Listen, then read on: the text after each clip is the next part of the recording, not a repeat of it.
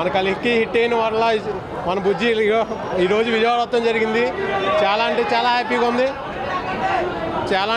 హ్యాపీగా ఉంది. ఇదిగో ఇంత వర్షం కూడా జనాలు ఇలా వస్తామంటే మన ప్రభాస్ ఫ్యాన్స్ తెలుసు కదా, రెబల్ స్టార్స్ అంటే మామూలుగా ఉండదు. మరి ఈరోజు నేను చాలా హ్యాపీగా ఫీల్ అవుతున్నాను. మన విజయవాడలో ఇంతకన్నా ప్రౌడ్ ఏముంటుంది చెప్పండి.